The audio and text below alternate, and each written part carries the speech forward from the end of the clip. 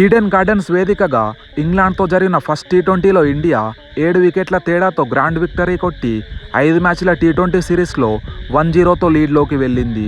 ఈ మ్యాచ్లో India England పైన కంప్లీట్ డామినేట్ చేసింది. మొదటగా బౌలింగ్లో చెలరేగి ఇంగ్లాండ్ని 132 పరుగులకే ఆల్అవుట్ చేసిన ఇండియా చేజింగ్లో దుమ్ము దులిపి 133 పరుగుల టార్గెట్ని కేవలం 12.5 ఓవర్స్లో 3 వికెట్లు కోల్పోయి టార్గెట్ని ఊది పడేసింది. మ్యాచ్ విషయానికొస్తే టాస్ గెలిచిన టీమిండియా డ్యూ ఫ్యాక్టర్ని దృష్టిలో ఉంచుకొని ఎటువంటి డౌట్ లేకుండా బౌలింగ్ తీసుకుంది. ఇండియా ప్లేయింగ్ 11 చూశాక అందరికీ షాక్. చాలా రోజుల తర్వాత ఇంటర్నేషనల్ క్రికెట్ స్క్వాడ్లో సెలెక్ట్ అయిన షమి ఖచ్చితంగా ప్లేయింగ్ 11లో ఆడతాడనుకున్నా అది జరగలేదు. ఇండియా కేవలం ఒకే ఒక ఫ్రంట్ లైన్ పేస్ బౌలర్ హర్షదీప్తో మ్యాచ్ ఆడగా షమి ప్లేస్లో ఎక్స్ట్రా స్పిన్నర్ రవి బిష్నోయ్ ఆడగా ఓవరాల్గా 3 స్పిన్నర్స్తో ఇండియా ఈ మ్యాచ్లో బరిలోకి దిగింది. ఈ డిసిషన్ కరెక్టా కాదా అని మొదట్లో కొంచెం డౌట్స్ రైజ్ అయినా ఫస్ట్ ఇన్నింగ్స్ ఫినిష్ అయ్యే వరకు గంభీర్ డెసిషన్ కరెక్ట్ అని ప్రూవ్ అయింది. ఈ మ్యాచ్లో స్పిన్నర్స్ 12 ఓవర్లు బౌలింగ్ వేయగా 67 పరుగులిచ్చి 5 వికెట్లు తీశారు.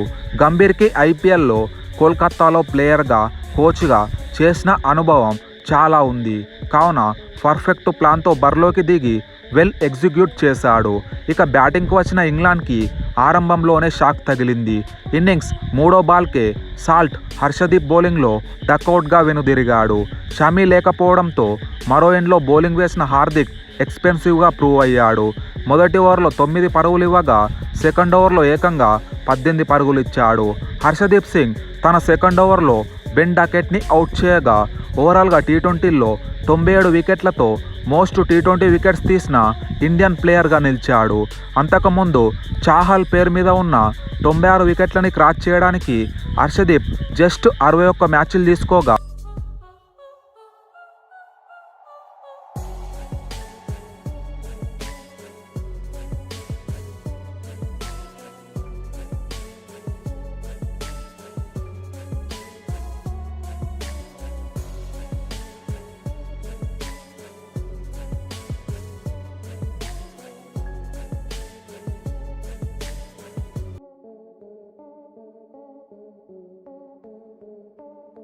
ఇంగ్లాండ్ని చక్రం తిప్పేశాడు. 3 బంతుల్లో 2 గూగ్లీస్తో 2 వికెట్లు తీసి ఇండియాని మళ్ళీ మ్యాచ్లోకి తెచ్చాడు. 9వ ఓవర్ మొదటి బాల్కి బెతెల్ స్టంపౌట్ క్లియర్గా కనిపిస్తున్నా తొందరగా నాటౌట్ అని అనౌన్స్ చేశారు. మొదటి 10 ఓవర్లు ముగిసే వరకు ఇంగ్లాండ్ 4 వికెట్లకి 74 పరుగులతో ఉంది. 11వ ఓవర్ మొదటి బాల్కి సింగిల్తో బట్లర్ 34 బంతుల్లో 50 పరుగులతో హాఫ్ సెంచరీ కంప్లీట్ చేశాడు. తర్వాత 4 ఓవర్లలో England Bethel, Overton, Atkinson out అవ్వడంతో 103 పరుగులకే 7 వికెట్లు కోల్పోయింది.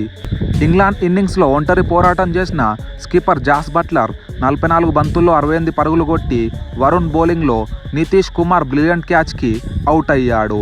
తర్వాత టేలెండర్స్ అంతగా ఎఫెక్ట్ చూపించకపోవడంతో ఇంగ్లాండ్ నిర్ణీత 20 ఓవర్లలో 132 పరుగులకి ఆల్అవుట్ అయింది.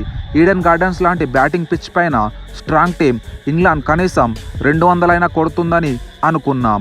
కానీ ఇండియన్ స్పిన్నర్స్ దాటికి ఇంగ్లాండ్ బ్యాటర్స్ బలయ్యారు. బౌలింగ్లో వరుణ్ 3 వికెట్లు, హర్షదీప్, అక్షర్, హార్దిక్ చెరో 2 వికెట్లు దక్కాయి. 133 పరుగుల టార్గెట్తో చేజింగ్కు వచ్చిన ఇండియా ఫస్ట్ ఓవర్లో 1 పరుగు మాత్రమే కొట్టగా సెకండ్ ఓవర్ నుండి ఉతుకుడు ప్రోగ్రాం మొదలెట్టారు. సెకండ్ ఓవర్లో అట్కిన్సన్ బౌలింగ్లో శాంసన్ 4 4లు 1 6తో ఏకంగా 22 పరుగులు కొట్టాడు. 20 బంతుల్లో 26 పరుగులు కొట్టిన శాంసన్ మరియు సూర్యాని ఒకే ఓవర్లో జోఫ్రా ఆర్చర్ అవుట్ చేశాడు. ఎన్ని వికెట్స్ పడ్డా నేను ఇలానే ఆడతా, నాలానే ఆడతా అన్నట్లు ఇండియా 45 పరుగులకి 2 వికెట్లతో ఉన్న స్టేజ్లో కేవలం 6 బంతుల్లో 10 పరుగులతో ఉన్న అభిషేక్ తర్వాత ఇంగ్లాండ్ బౌలర్స్కి చుక్కలు చూపిస్తూ సిక్సర్స్ వర్షం కురిపించి కేవలం 20 బంతుల్లోనే 51 పరుగులతో హాఫ్ సెంచరీ కొట్టాడు. ఓవరాల్గా ఈ ఇన్నింగ్స్లో 34 బంతులన్న శర్మ 5 4లు 8 6లతో 79 పరుగులు కొట్టి టార్గెట్కి 8 పరుగుల దూరం ఉండగా అవుట్ అయ్యాడు. సెంచరీ తర్వాత అంతగా ఆడకపోయినా తనను బ్యాక్ చేస్తూ వచ్చిన మేనేజ్మెంట్ నమ్మకాన్ని వమ్ము చేయకుండా తాను ఆడితే ఎలా ఉంటుందో మరోసారి ప్రూవ్ చేశాడు అభిషేక్ శర్మ. ఓవరాల్గా ఇండియా అభిషేక్ శర్మ బ్రూటల్ ఇన్నింగ్స్తో 12.5 ఓవర్స్లోనే లక్ష్యాన్ని ఛేదించింది. ఈ చేజ్ చూస్తుంటే నాకు ఐపీఎల్లో లక్నో మీద ఎస్ఆర్హెచ్ 150+ టార్గెట్ని 10 ఓవర్స్ లోపు కొట్టిన మ్యాచే గుర్తుకొచ్చింది. బౌలింగ్లో 3 క్రూషియల్ వికెట్స్ తీసి ఇండియా విన్నింగ్లో కీ రోల్ ప్లే చేసిన వరుణ్కి man of the match award లభించింది. ఈ మ్యాచ్ మీకు ఎలా అనిపించిందో కామెంట్ చేయండి. Thanks for watching. Have a great day. Jai Hind.